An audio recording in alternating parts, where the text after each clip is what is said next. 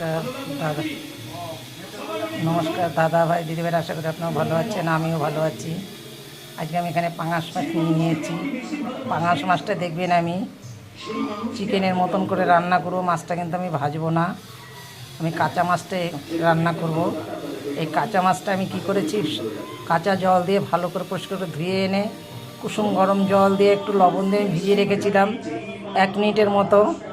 এই 1 মিনিটের মাছটা ভিজিয়ে রেখেছিলাম বলে যার জন্য কিন্তু এই আষ্টে গন্ধটা হবে না। যার জন্য ভিজিয়ে রাখলে কী হয়, আষ্টে গন্ধটা হয় না। সবসময় জানবেন লবণ আর গরম জল দিলে মাছের ভিতরে যে রক্তটা থাকে, রক্তটাই হচ্ছে আষ্টে গন্ধ বলে। তাই এর ভিতরে আমি দিয়ে দিলাম কিছুটা লেবু, তার ভিতরে দিয়ে দেবেন কিছুটা হলুদ, এর ভিতরে দিয়ে দেবেন কিছুটা লবণ, তার ভিতরে দিয়ে দেবো আমি কিছুটা সর্ষের তেল দিয়ে এটাকে আমি ম্যাগনেট করে আমি আধ ঘন্টার মতন রেখে দেবো। এটাকে ম্যাগনেট করে আমি আধ ঘন্টার মতন রেখে দেবো। তারপরে যেরকম করে চিকেন রান্না হয় আমি সেইভাবেই করব। আমার ভিডিওটা একটু দেখুন কীভাবে আমি কাঁচা মাছ রান্না করি। মাছের সবথেকে আষ্টে গ্যাস আসে কোথার থেকে, এখন তো নুন গরম জল দিলে দেখবেন মাছটা ধুলে লাল রক্ত জল বেরিয়ে যায়, তখন মাছটা খুব সুন্দর আর সাদা হয়ে যায়। আষ্টে গ্যাসটা কখনোই আসে না। এখন আমার কড়াইটা গরম হয়ে গেছে, আমি এখন এর ভিতর তেল দিয়ে দেবো, সরষের তেল।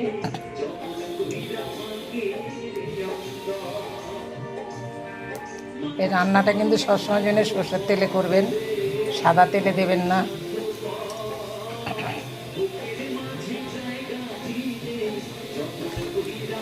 এখন আমি ফোড়নে কি দিয়ে দেবো, এখন ফোড়নে আমি একটু জিরা দিয়ে দেবো।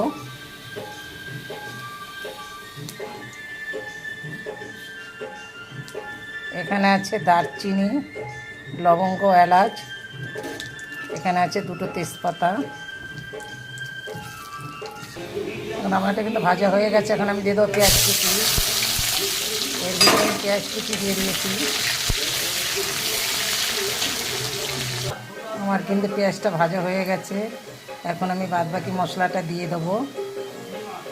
বাদবাকি মশলাটা এর ভিতরে আমি নিয়ে নিয়েছি 3টে কাঁচা লঙ্কা, একটু আদা, একটু রসুন, 2-4টে গোলমরিচ, এটা আমি দিয়ে দিলাম। আজকে অল্প মশলা, যার জন্য আমি আলাদা বাটিনি, আমি একসঙ্গে দিয়ে দিয়েছি। এখন দেখেন আমার মশলাটা কিন্তু ভাজা হয়ে গেছে। এই মশলার ভিতরে আমি এখন দিয়ে দেবো একটু হলুদ,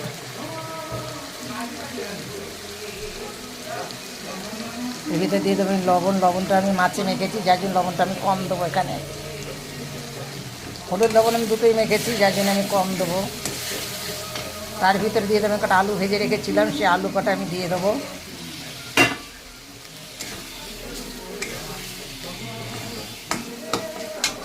এখন এর ভিতরে কিন্তু আমি মাছগুলো দিয়ে দেবো। এই যে ম্যাগনেট করে রেখেছিলাম আধ ঘন্টা, এটা কিন্তু কাঁচা মাছ।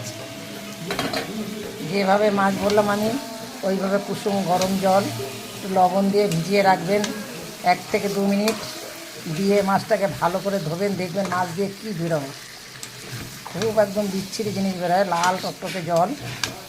তারপরে আপনারা মাছটা খাবেন। যদি আপনার লবণ ভিতরে যদি একটু লেবুর রসও দেন, তাহলে কিন্তু আরও ভালো হয়।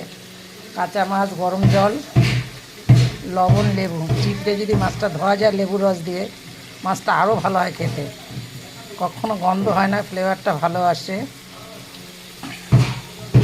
আমি এর ভিতরে কিন্তু একটু টমেটো দিয়েছি, কিন্তু দেখেন আমি কিন্তু তেলে দিয়ে আমি কিন্তু মোটা মোটা করে টমেটোটা কেটেছি। এর ভিতরে দিয়ে দেবো আমি ধনিয়ার গুঁড়া, জিরার গুঁড়া, এটা কিন্তু আমার ভাজা মশলা, আমি সকালবেলায় ভাজা মশলাটা করেছি।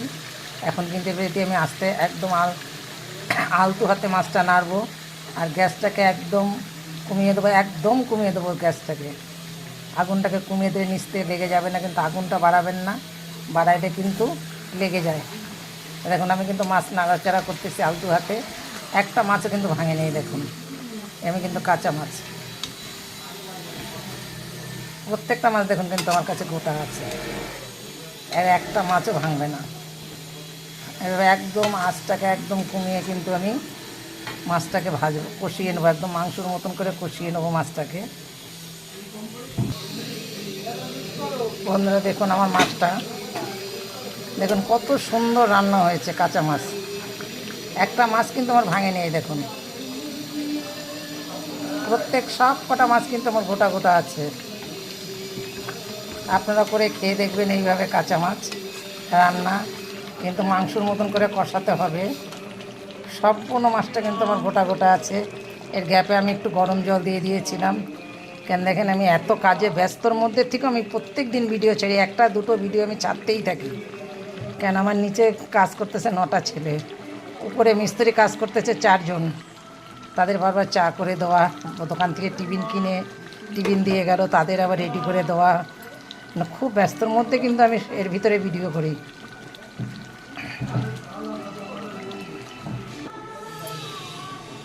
আমার মাছটা রান্না হয়েছে, আমি কিন্তু নামিয়ে নিয়েছি। এই দেখুন আমি যে কাঁচা মাছটা যেভাবে রান্না করেছি সম্পূর্ণ ভিডিওটাতে আপনাদের দেখিয়েছি। আমার এই ভিডিওটা দেখে একটা লাইক কমেন্ট শেয়ার করবেন। আমি কিন্তু উপর দিয়ে ধনেপাতা ছিটিয়ে দিয়েছি। আমার ভিডিওটা দেখে একটা লাইক কমেন্ট শেয়ার করবেন, তাতে আমি খুব খুশি হব।